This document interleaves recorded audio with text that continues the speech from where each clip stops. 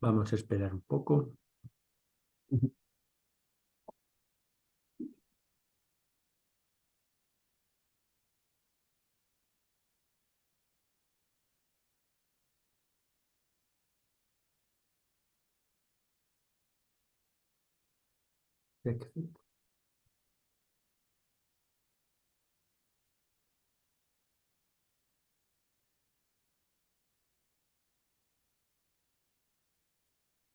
Muy bien.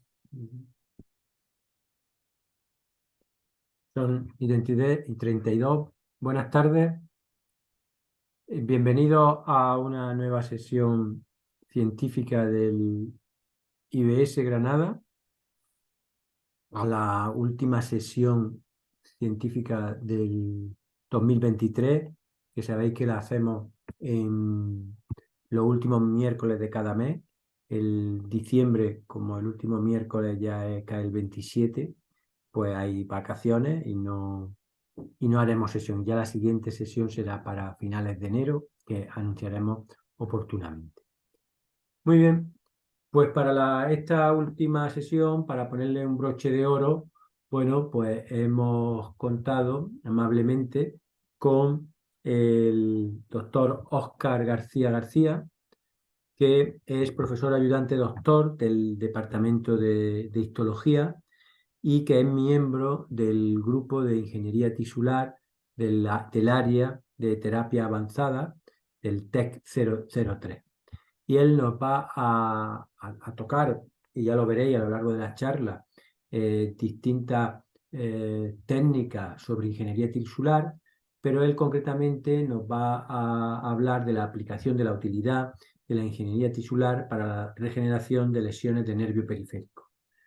Y al mismo tiempo pues aprovechará e irá describiendo distintas estrategias más o menos válidas para esta patología o para esta acción terapéutica y por dónde va el curso de su investigación.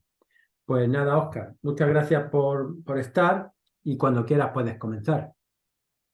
Vale, muchas gracias, José Antonio. En primer lugar, me gustaría agradecer esta oportunidad que se nos ha dado al grupo y, bueno, en este caso a mí, de poder exponer este tema tan interesante que nos parece a nosotros de la generación de nuevos sustitutos nerviosos mediante ingeniería tisular, para que pueda ayudar dentro de poco, esperamos, a nuevos pacientes que se vean afectados por lesiones traumáticas, como vamos a ver ahora.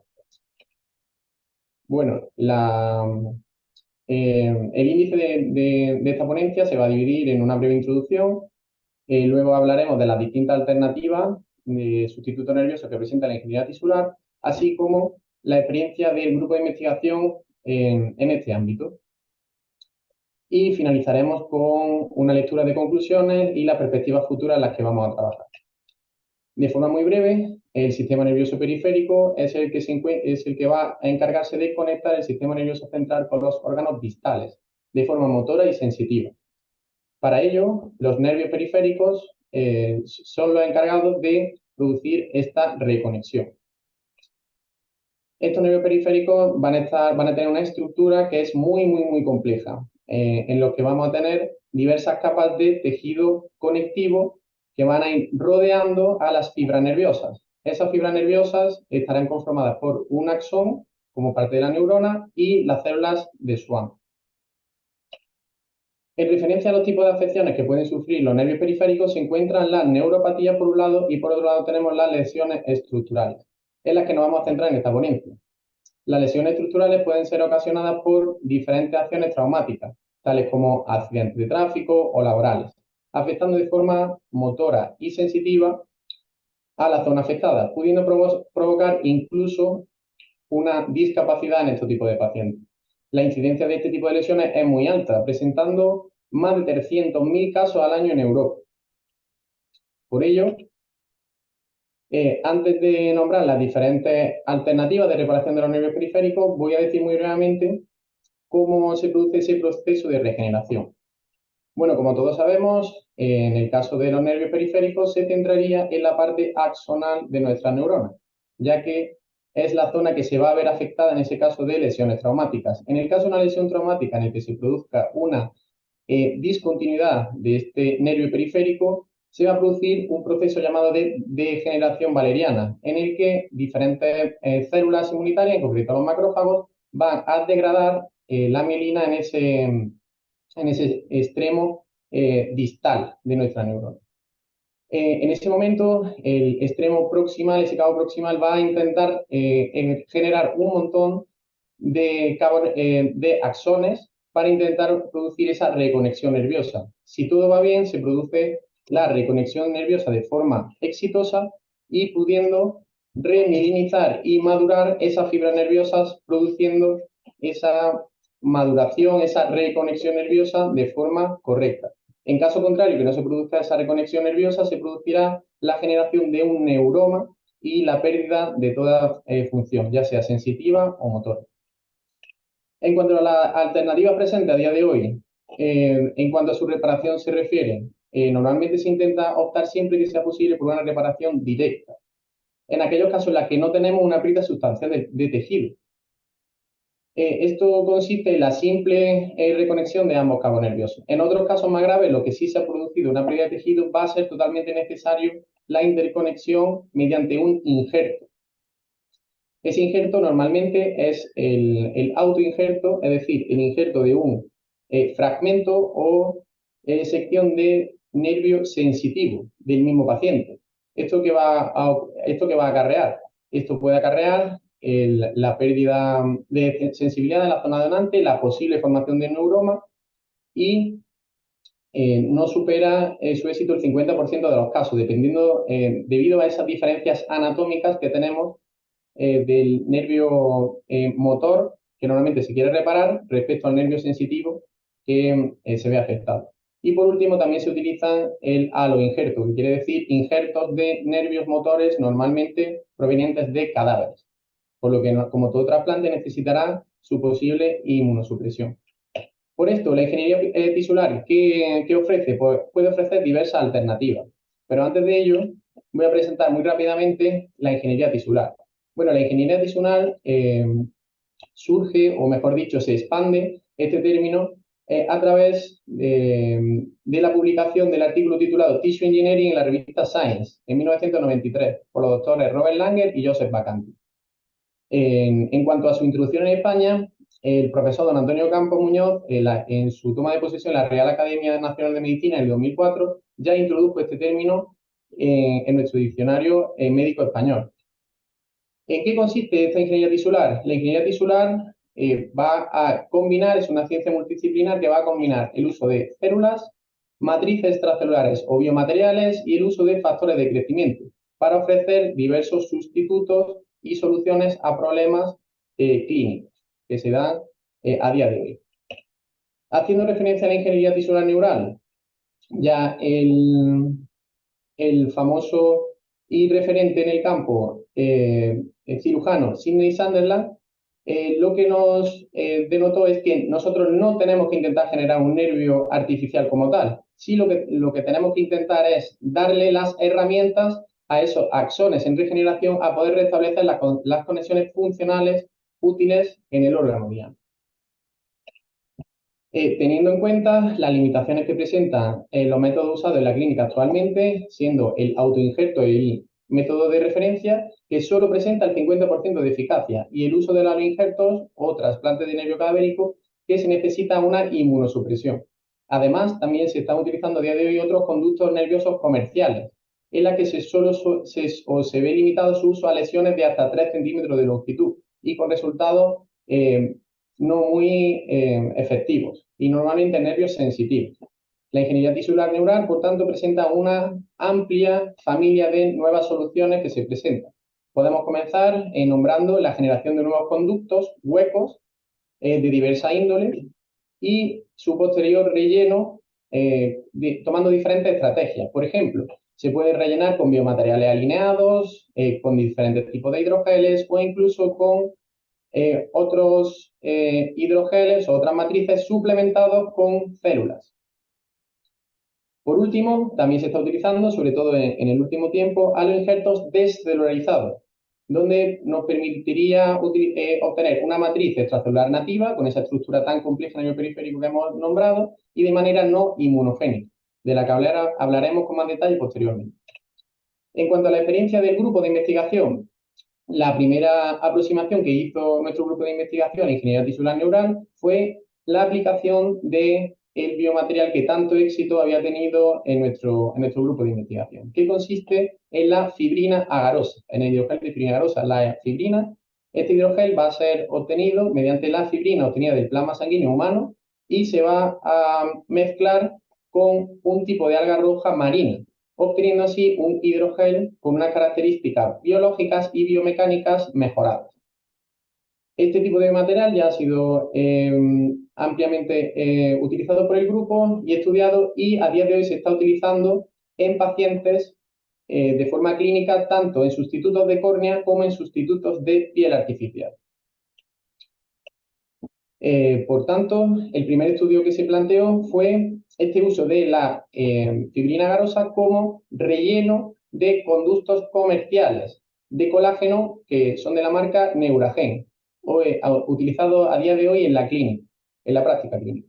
¿Qué grupos experimentales se plantearon? Pues en un primer momento se planteó un grupo control de ese injerto totalmente vacío, ese injerto relleno con el hidrogel acelular, y por último un último grupo de ese hidrogel relleno o donde se han inmerso células madre mesenquimales de la grasa.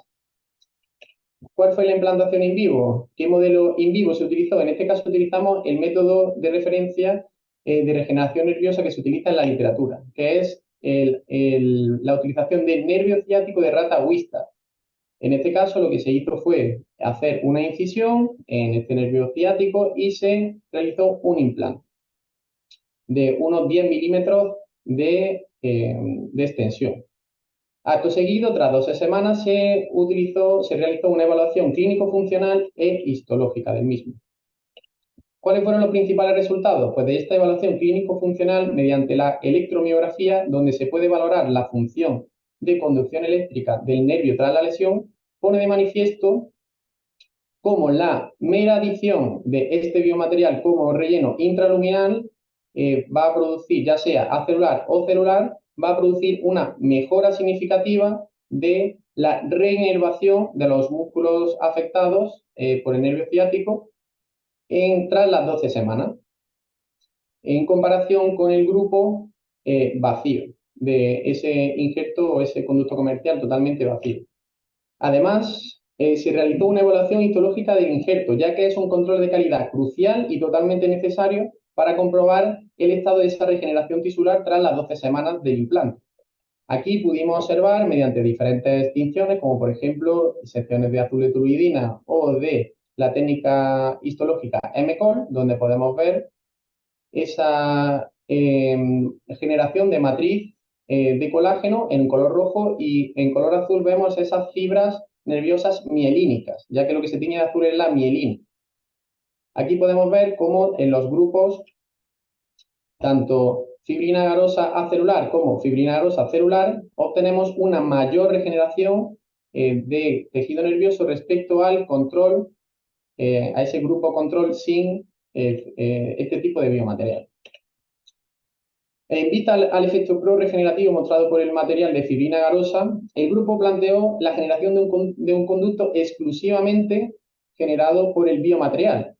Y para ello tomó la siguiente estrategia. Nosotros, una vez que hemos tomado nuestro hidrogel, lo que vamos a hacer es una compresión plástica, un proceso que se denomina nanoestructuración de esa fibrina agarosa, generando así un biomaterial con unas propiedades biomecánicas mejoradas, donde hemos eliminado prácticamente todo el agua, generando unas láminas muy finas de este biomaterial. Acto seguido se pasó al enrollamiento sobre sí mismo de este biomaterial, generando así un conducto perfectamente suturable. Tras una primera evaluación in vitro, donde se comprobaron las buenas propiedades que podía tener a nivel biológico y también estructural, mediante diversas técnicas, se optó a su evaluación de manera in vivo.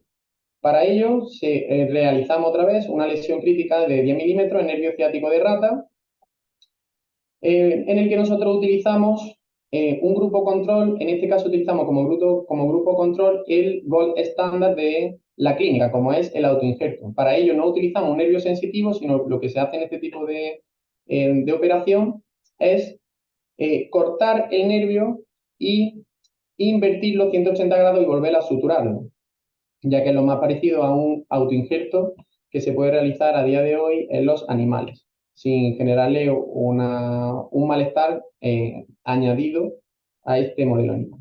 Además, se comparó con ese grupo que nosotros hemos denominado nano, que corresponde con ese conducto de biomaterial nanoestructurado y enrollado sobre sí mismo.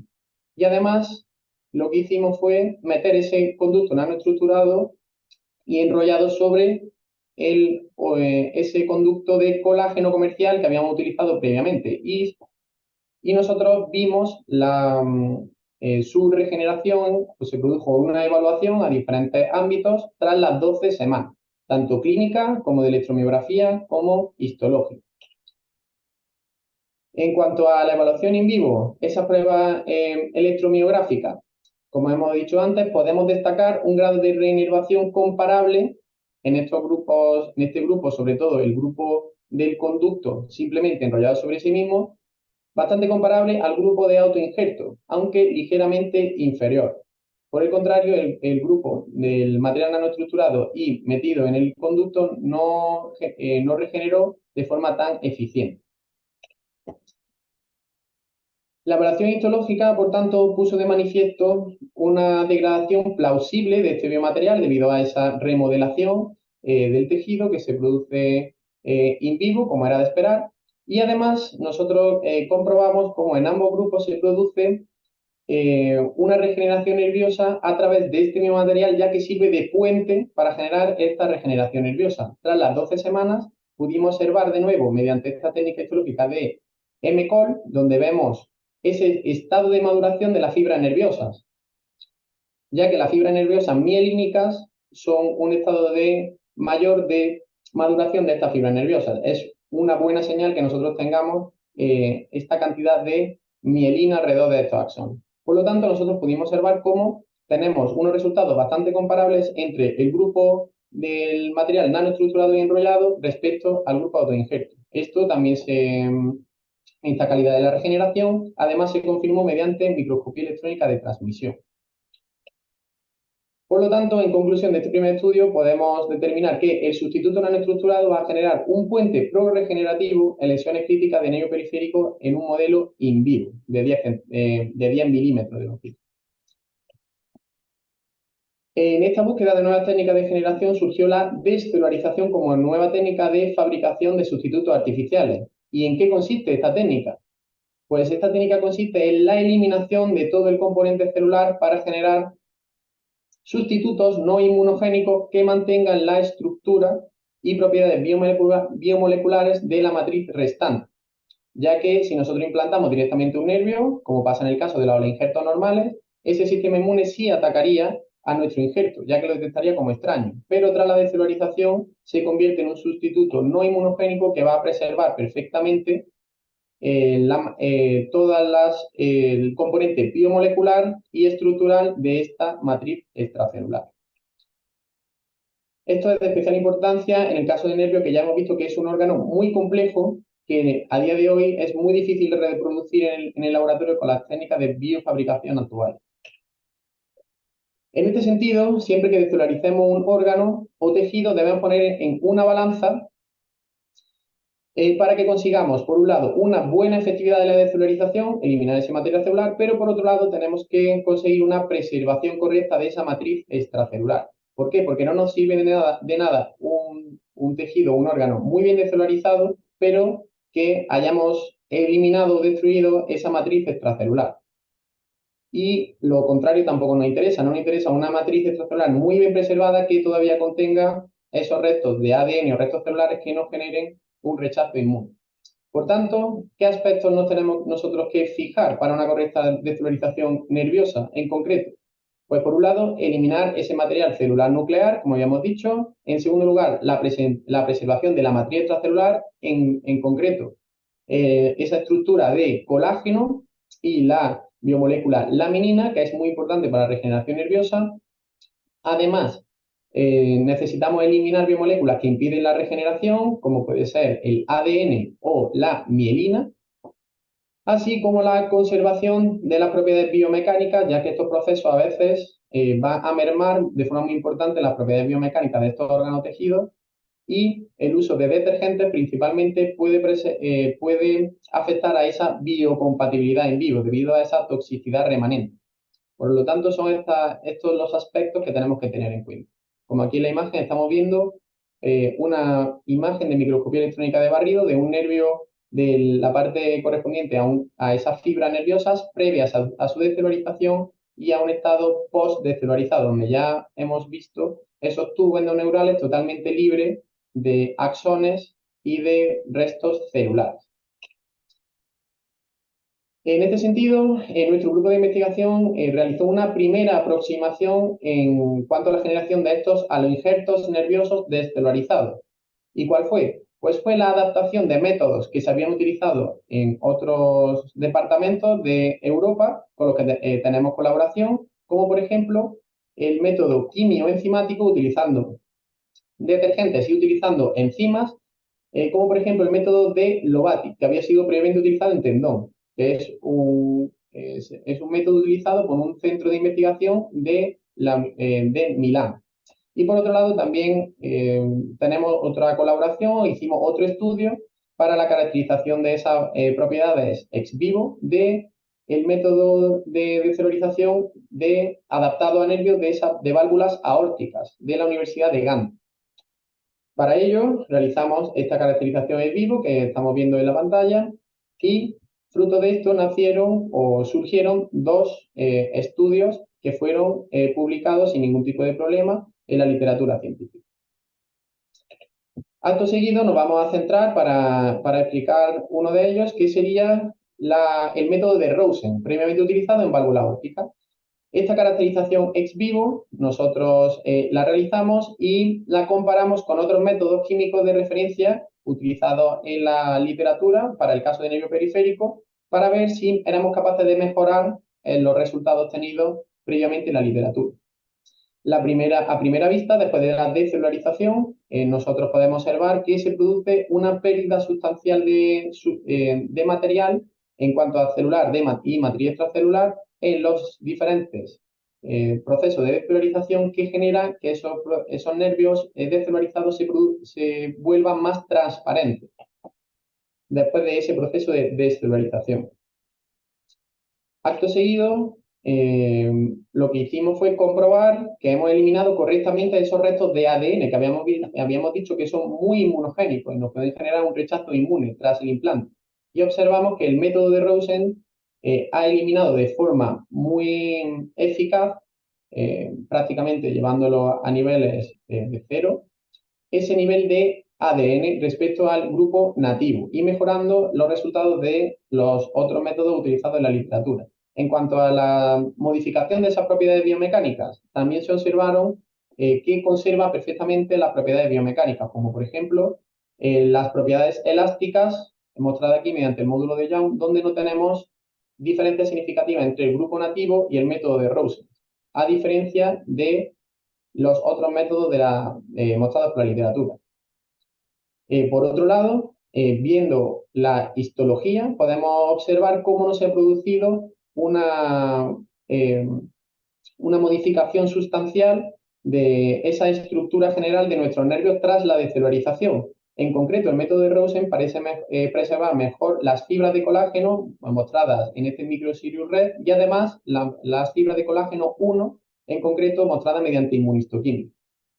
Esto nos daba a pensar que esta mejor preservación de la matriz podría dar lugar a una regeneración nerviosa mejor.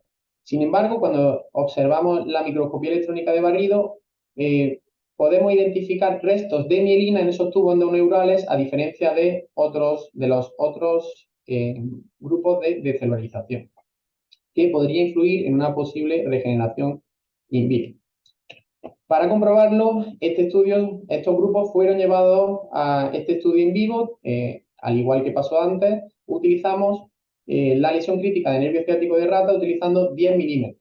tras las 12 semanas, nosotros pudimos realizar una evaluación clínico-funcional donde demostraba que los grupos de descelularización obteníamos resultados prácticamente similares tanto en test de tipo de recuperación sensitiva como de recuperación funcional, motora, podemos decir. Entonces, vemos unos resultados ligeramente superiores en el grupo de Rosen respecto al otro grupo de celularización, pero sin llegar a superar el grupo autoinjerto. Estos resultados también se vieron contrastados, fueron refutados mediante el análisis muscular, donde se produjo la medición de ese peso de los principales músculos inervados por el nervio ciático, como es el músculo gastrocnemio y el músculo tibiales anterior, donde pesamos tanto la pata lesionada y operada como la pata contralateral, la pata control, que no había sufrido ningún daño. Y observamos una pérdida de peso prácticamente similar en todos los grupos de descelularización, sin que haya diferencia significativa entre ellos. Pasando a esa evaluación histológica tras la regeneración, de esta regeneración nerviosa, el método MCOL nos puso de manifiesto la regeneración de todos los tras las 12 semanas de esa fibra nerviosa en todos los grupos experimentales. En cuanto al grado de regeneración, podemos ver un mayor grado de regeneración tanto en el grupo de Hudson como en el grupo de Rosen, sin llegar al nivel del grupo autoinjerto, aunque es bastante comparable, pero nunca llega a superarlo. Este tipo de información también se vio refutada mediante la inmunotinción de la molécula o el marcador S100, que es un marcaje específico que se utiliza de forma rutinaria para el marcaje de las células de Schwann, es decir, las células que mielinizan el nervio, donde vemos una positividad en todos los grupos. Además, se realizó el marcaje de la proteína neurofilamento, que es un marcador de axones maduros. Por lo tanto, podemos ver cómo en el grupo de Rosen presenta una mayor cantidad de axones maduros respecto al otro grupo de descelularización y bastante comparable al control. Todo este grado de remilinización en ninguno de los grupos de estudio se va a acercar al grupo control como era de esperar, a esa maduración y estado de esas fibras nerviosas que normalmente tienen un mayor tamaño tanto de mielina como de axón.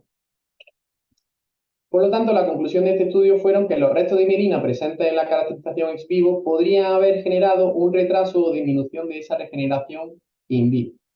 Para mejorar este tipo de resultados, el grupo de investigación se vio inmerso en una segunda aproximación donde vamos a pasar nosotros a optimizar un nuevo método de descelularización específico para nervio, para mejorar estos resultados. Para ello, lo que hicimos fue generar 3 métodos de descelularización diferentes, donde lo estamos viendo aquí, P1, P2 y P3. Los dos primeros, P1 y P2, van a ser métodos quimioenzimáticos. El P1 es un protocolo 1 en el que nosotros es un poco más conservador, podemos decir, ya que utilizamos menor cantidad de detergentes. El método P2 sí utiliza una mayor cantidad de detergentes y también utiliza enzimas, en concreto nucleasas, para eliminar esos restos de ADN de forma específica. Y, por último, utilizamos un método P3, que es principalmente químico, en el que se utiliza el ácido tricloroacético para intentar sustituir ese efecto de las enzimas, ya que según la literatura ese ácido tricloroacético también puede eliminar de forma específica ese ADN. Por tanto, estos 3 métodos se llevaron a una caracterización ex vivo y además se compararon con el grupo de Sondel, que lo habíamos visto previamente, que lo hemos utilizado como método de referencia de la literatura para comparar cómo de eficientes son estos métodos respecto a los ya presentes en la literatura. Por tanto, realizamos una caracterización ex vivo y los más prometedores los llevamos a una evaluación in vivo. En cuanto a esa primera caracterización ex vivo, pudimos comprobar que todos los nuevos métodos generados, todos ellos preservan de forma muy eficiente la estructura y matriz extracelular, como podemos ver en esta primera aproximación mediante hematoxilina y eosina. Además, para poder identificar esos restos de ADN presentes tras la decelularización, se realizó un marcaje con el agente intercalante DAPI, que se va a unir específicamente a esos restos de ADN, entre los residuos de adenina y timina. Nosotros podemos ver como los nuevos protocolos de celularización no observamos ningún tipo de señal, ya que hemos eliminado correctamente ese ADN, mientras que en el grupo de Sondel sí quedan restos de ADN. Estos resultados fueron contrastados, fueron refutados, mejor dicho, con la extracción de ADN mediante un kit comercial, en el que nosotros pudimos extraer ese ADN de forma específica y cuantificarlo. En cuanto a los resultados, pudimos ver que el método P1 y P2, que eran los que utilizaban ese complejo enzimático, esa enzima, para eliminar de forma específica el ADN, él lo realizaba de forma significativa mejor que el protocolo P3, en el que se utilizaba el ácido tricloracético. Y además, los tres protocolos nuevos eran mucho más eficientes a la hora de eliminar el ADN que el protocolo clásico de la literatura de Sondel. Pasando a esa evaluación histológica, pudimos evaluar la correcta eliminación de biomoléculas que van a impedir la regeneración. Para ello, hicimos un primer marcaje, una primera tinción con la técnica de Alcian Blue o azul de Alcian, en el que marca específicamente los glicosaminoglicanos ácidos. En concreto, ha sido nombrado en la literatura que un glicosaminoglicano ácido presente en el nervio, como es el condroitin sulfato, puede retrasar la posible regeneración in vivo. Por lo tanto, en este caso vemos como hay una mejor eliminación en los grupos P2, P3 y Sondel respecto al grupo nativo. Esto también se contrastó mediante un kit comercial de extracción y cuantificación de esos glicosaminoglicanos, teniendo los mismos resultados. En cuanto a la eliminación de la mielina, que en este caso no acontece de forma más importante, podemos ver mediante la técnica MCOL que no hay restos de mielina, no hay restos azules en los distintos protocolos de desfluorización. Y también fue contrastado, fue confirmado mediante la microscopía electrónica de barrido, donde podemos ver esos tubos endoneurales libres de mielina en todos los grupos experimentales.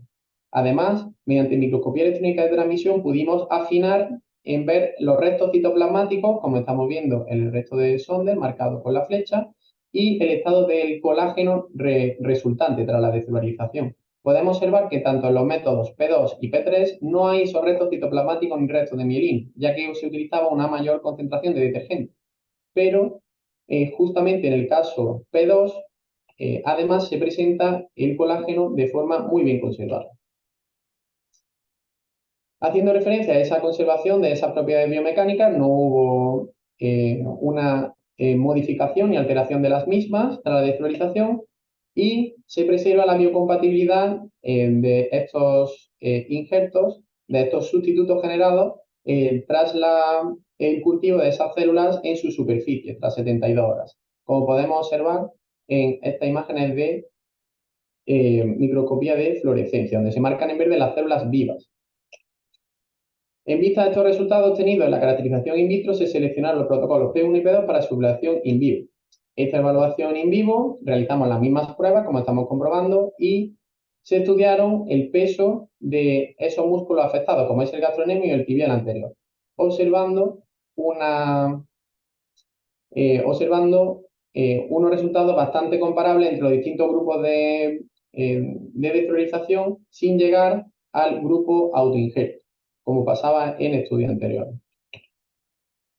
Y por último, esta evaluación histológica de estos injertos tras las 15 semanas de estudio, pudimos observar cómo en todos los grupos se produce una regeneración de ese tejido nervioso, siendo mayor, ya que tenemos mayor cantidad de fibra mielínica en los casos P1 y P2 respecto al otro grupo de civilización, que es el grupo de Sondel, donde vemos mayor tejido fibrótico marcado en rojo.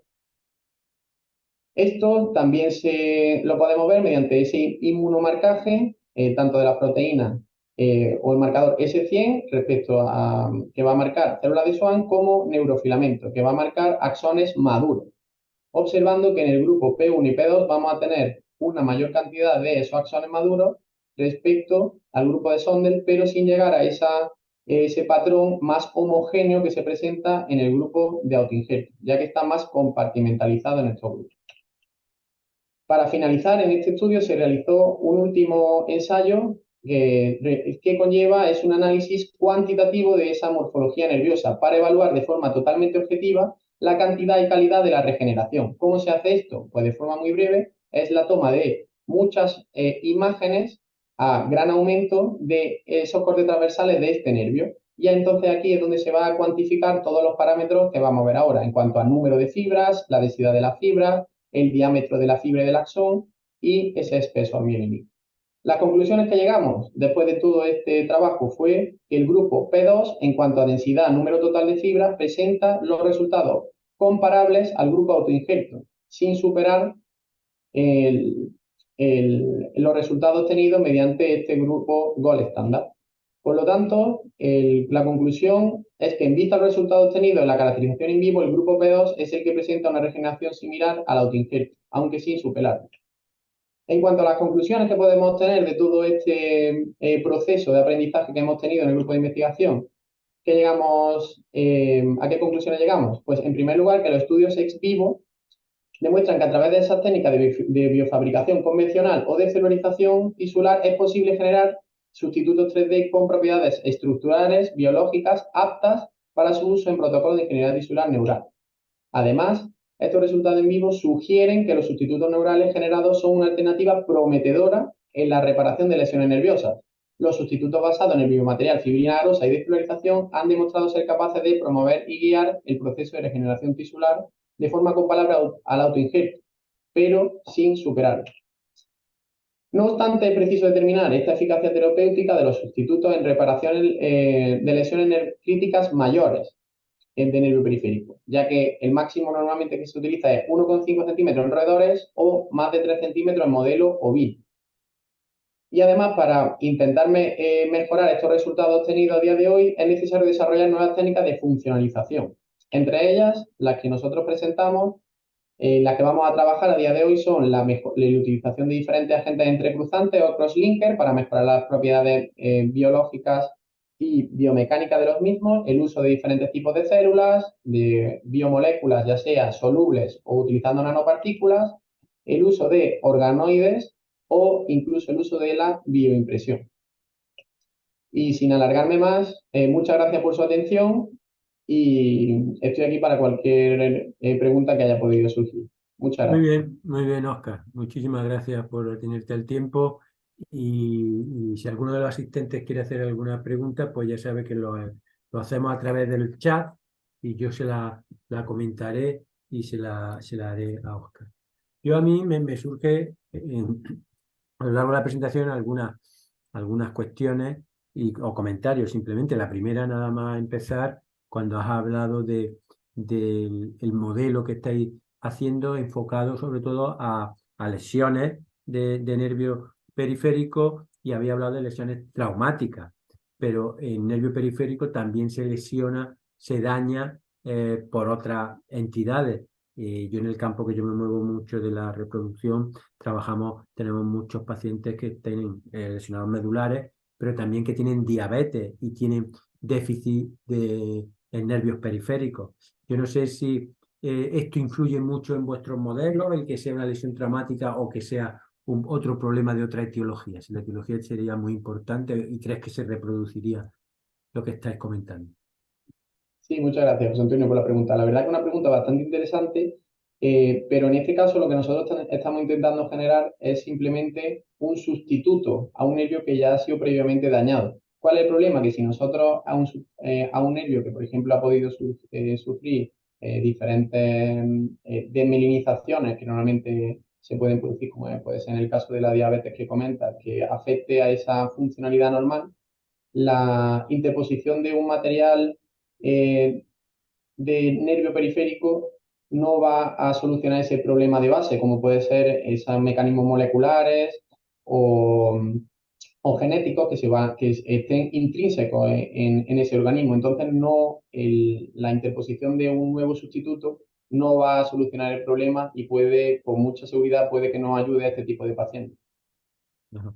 Y luego a lo largo de la charla estaba hablando sobre el nervio sensitivo, que parecía que iba mejor.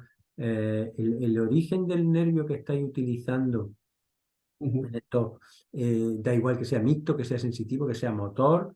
eh, ujú.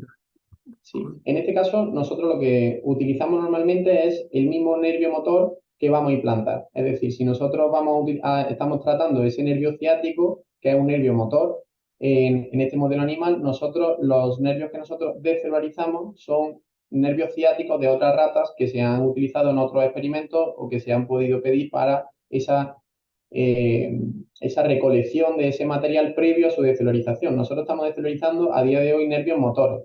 Si se ajá, podrían utilizar nervios sensitivos para descelularizarlo y colocarlo, no lo hemos valorado a día de hoy, ya que si tenemos una disponibilidad alta de nervios motores que tiene una similitud anatómica mayor a esos nervios que vamos a operar, pues si tenemos esa disponibilidad en cadáveres, como sería el futuro, la futura aplicación, que se donen esos órganos como se hace a día de hoy, que se puedan descelularizar y ponerlos a punto para utilizarlo en el momento que sea necesario, como cualquier otro injerto que se haga a día de hoy de forma comercial, ese es el objetivo de nuestro trabajo. Pero si hay disponibles nervios motores para realizarlo, creemos que va a funcionar bastante mejor que los nervios sensitivos. ajá, perfecto.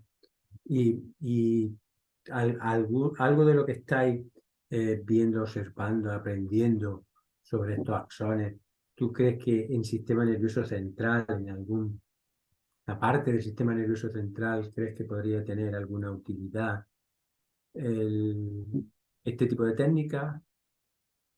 Sí, yo creo que sobre todo a nivel molecular estamos aprendiendo mucho de cómo se produce esa regeneración. Además, tenemos contacto y colaboraciones activas con otros grupos de Europa, ya sea en Alemania, en la Universidad de Turín, en Italia, o en Londres, en lo que ellos trabajan más en la parte molecular, en esas vías de señalización que se producen durante la regeneración nerviosa.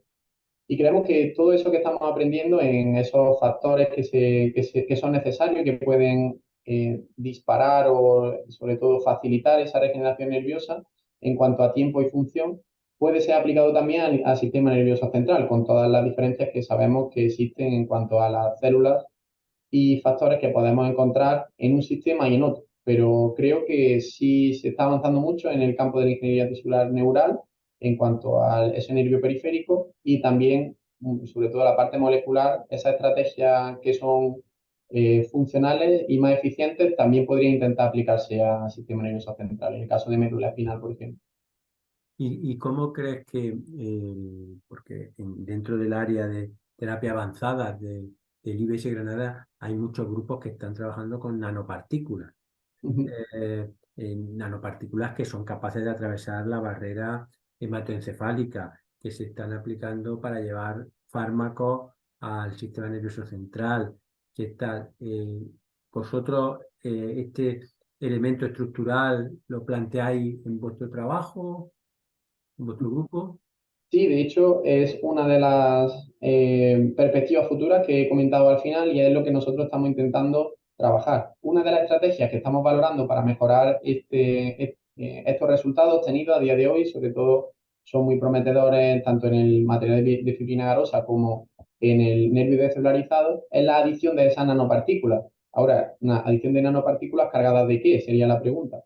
Y para utilizarla, ¿dónde? Si sería una vez en el momento del injerto de este nervio periférico, o por el contrario, una posible adición de esa nanopartícula luego post lesión, que también se hace en la literatura. Pero esa nanopartícula nosotros vamos a intentar utilizarla sobre todo cargadas con diversos factores de crecimiento, ya sean neuronales o vasculares, que hemos visto que también ayuda mucho a esa regeneración nerviosa. Estamos trabajando en ello y en los próximos años saldrán este tipo de trabajo. Sí, sí, yo pensaba más en esto, en el transporte de biomoléculas, de factores de crecimiento, más que en algo de soporte. Mira, y una cosa que has nombrado, que me ha llamado la atención, que es cuando has comentado que había ya algún material comercializado, como que se podría adquirir ya como un fungible que compramos en los hospitales, en los laboratorios, pero también me ha llamado la atención de que me hablabas de que iba mejor ese fungible o ese material comercializado, que no me he quedado muy claro que decías que era mejor para sensitivo y no más de 3 centímetros. ¿Esto es así? ¿Yo mañana llamo y me compro un nervio? ¿Cómo va esto? Sí, bueno, realmente no te compras un nervio, lo que estarías comprando es un conducto que va a poder servir para reconectar esa discontinuidad nerviosa, porque al final lo que se hace a día de hoy en la clínica es lo que hemos estado comentando antes. Cuando se puede reparar directamente, se repara. En el caso que haya que meter un injerto, normalmente lo que mejor funciona es el autoinjerto, pero tiene un montón de inconvenientes como hemos estado viendo.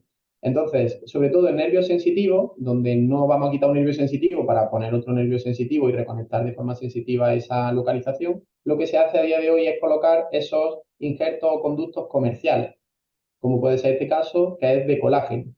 Justamente ese de colágeno sí se está utilizando a día de hoy en la clínica en España. Y entonces sí va a producir esa reconexión de ese nervio sensitivo. Normalmente no funciona en lesiones que tengamos que tener un injerto mayor de 3 centímetros. Y generalmente se utiliza en nervios sensitivos porque en nervios motores no da tan buenos resultados.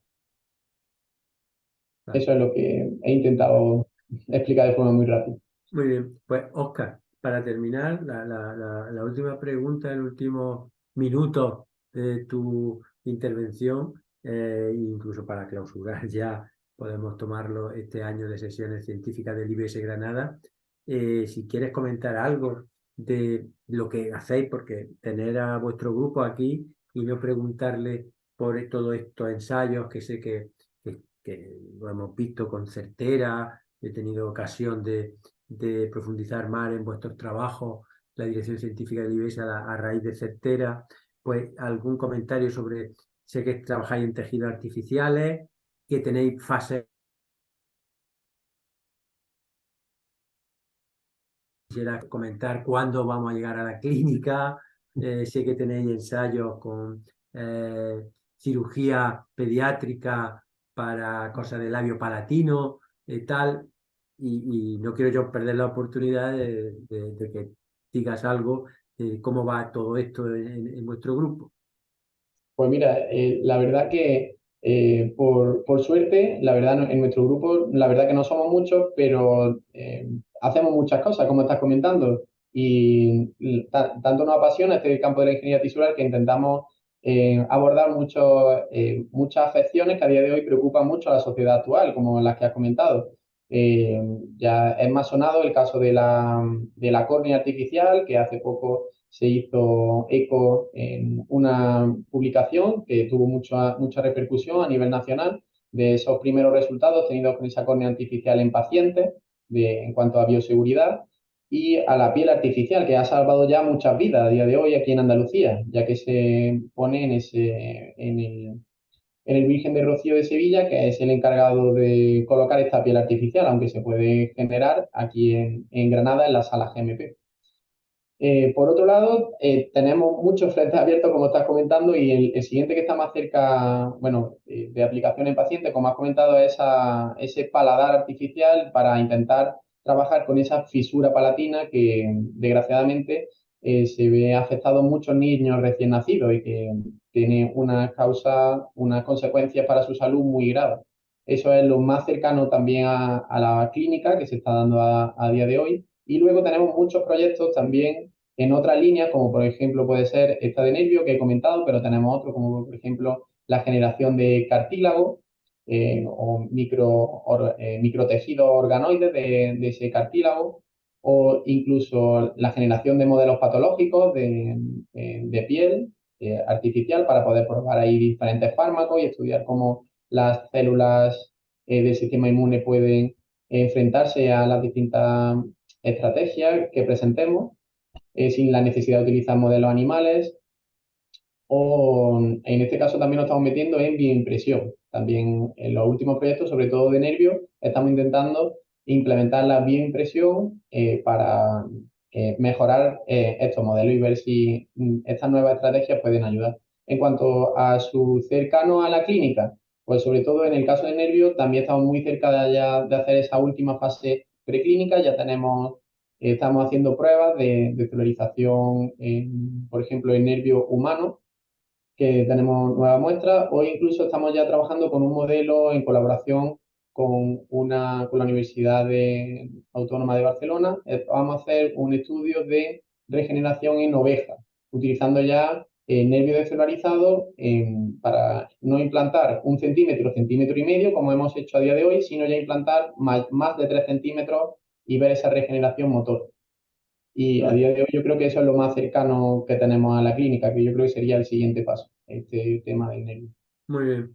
Pues nada, yo creo que esto es un broche de oro muy bien, súper bueno para las sesiones científicas del IBS. Agradecerte a ti y a tu grupo la participación y nada, el año que viene a todos los asistentes invitarlos a que el año que viene seguiremos el último miércoles de cada mes a la 1:30 con estas sesiones científicas. Así que muchas gracias, Oscar. Y muchas gracias a los asistentes y ya pues tengo que aprovechar para felicitar la fiesta, aunque es muy pronto todavía, pero como no los voy a volver a ver hasta finales de enero, pues nada, felices fiestas y feliz entrada de año a todos.